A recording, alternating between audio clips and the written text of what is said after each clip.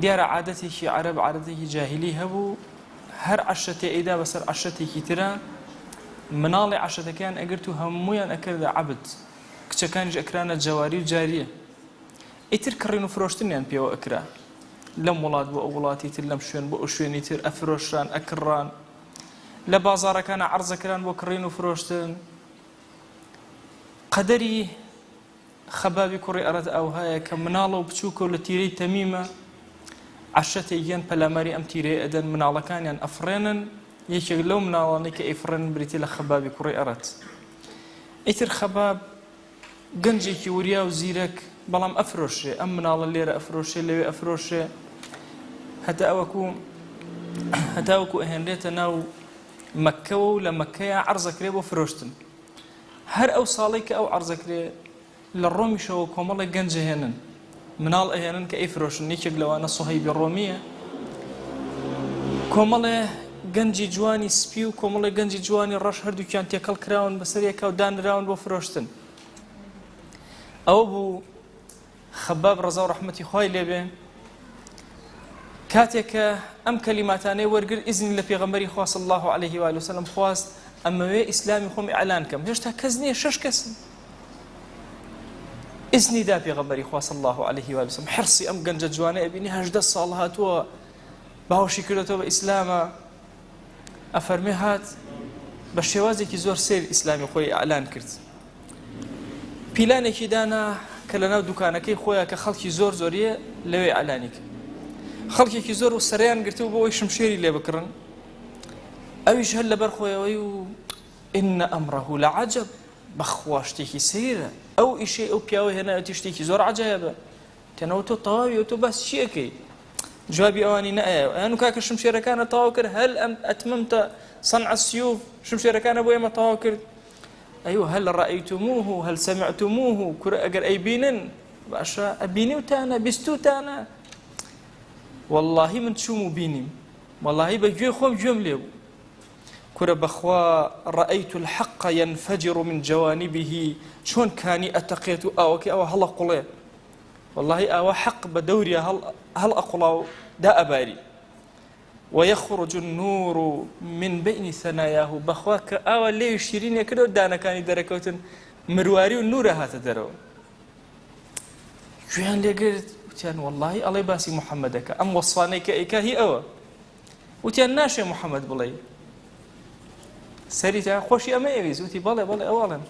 إيمانا بيه هنا قناعة بيه كردوا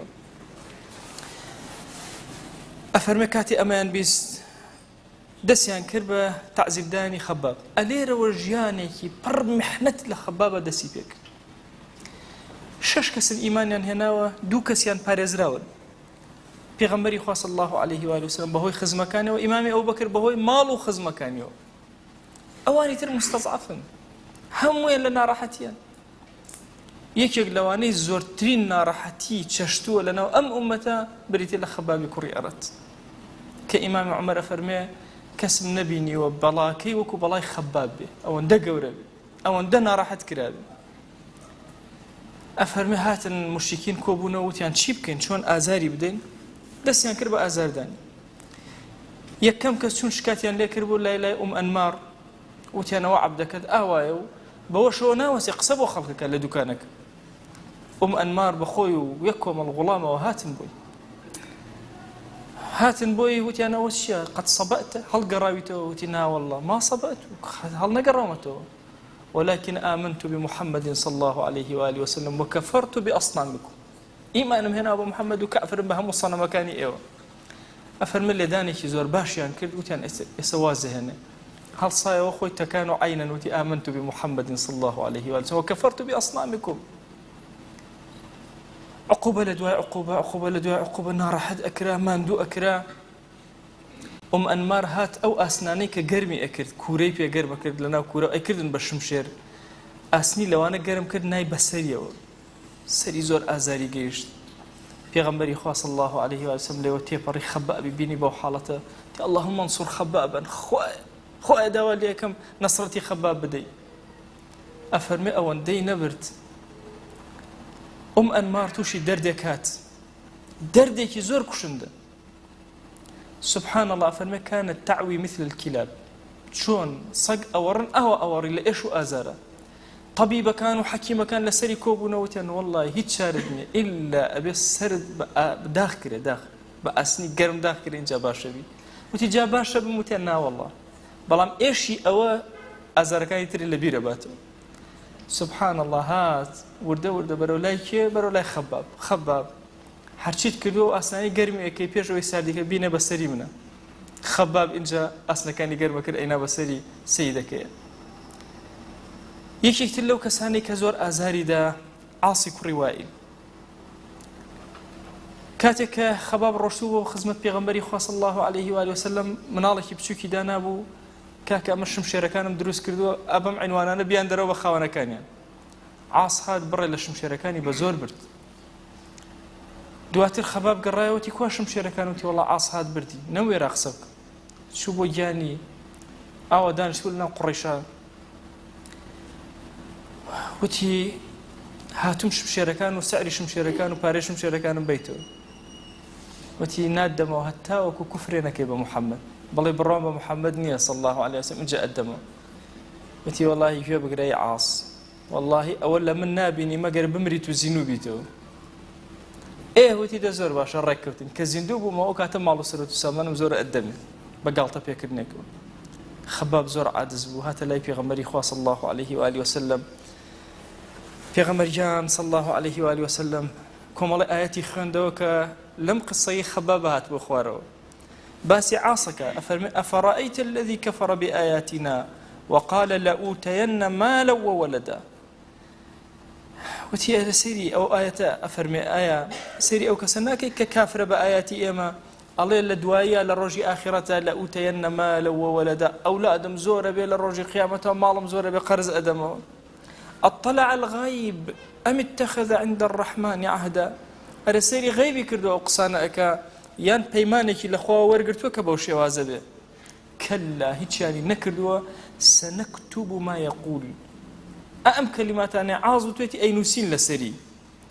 ونمد له من العذاب مدا إن جاء عذاب بود ريج أكين وزيادة أكين ونرثه ما يقول ويأتينا فردا هامو أويك هيتي إما بنا خاوني هيتش ناب بتاقي تنهاية بردمان روت الرجال حتشي بدا سوني جاري كان غڵامە کانی ئەنمار کۆبوونەوە لەگەڵ هەندێک مشکینی قوڕیشە قەراری ئەندا عەزابێکی زۆر سەختی بدەن هاتنە دوکانەکەی وتیان گوێمان لێ بۆ ئاگامان لێ ئەچی لە ماڵەکانە قسە ئەەکەی بۆ خەڵک لەگەڵ گەنج و بچووکەکانە و عەبدەکانە قسە ئەەکەی لێت قبوڵ ناکەین ئەمە هاتن کۆمەڵی پشکۆیان هێنا دایان نا جوان هەمویان گەشت کردەوە هەر بە هەر چواردەسە هەڵیان گرت خەبابیان هێنا پشتیان خستە سەر ئەم پشکۆی أفرمي خباب والله بآوي پشتم پشكو كان كجام جارك لزمان إمام عمر پشتي خوي پشان دا أصحاب هميان ترسان سيدي پشتيان أبو شوازي اللي هاتو فرمي والله كاتك أمان في أكردم هوار ما كر أحد بس أو خواي منا أم بتانا هيك يعني نابرس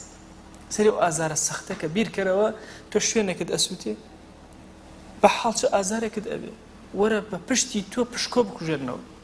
أبي چەند ئازاری بوو بێ و یەک زەڕە لە دینەکەی خۆی ناگەڕێتە دووە کوفرێ بە محەممەد ناکە صلی الله عليه وآله وسلم دڵی ڕۆشنی تاریک ناکە ئەگەر باسی تەعزیبەکانی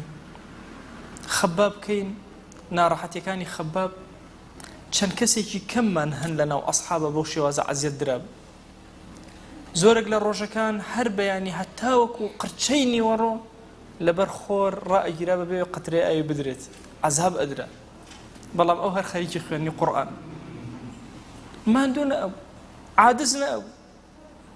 بلكو تشيجي ورقل أم ناراحتي أبي تما أجر خوالم راضي أبي بيغمبري خوا صلى الله عليه وسلم لم راضي أبي كافران دليل ناراحت أبي والله أما دم تنك عذاب وتنك عقوبة أدن عقوبة بدن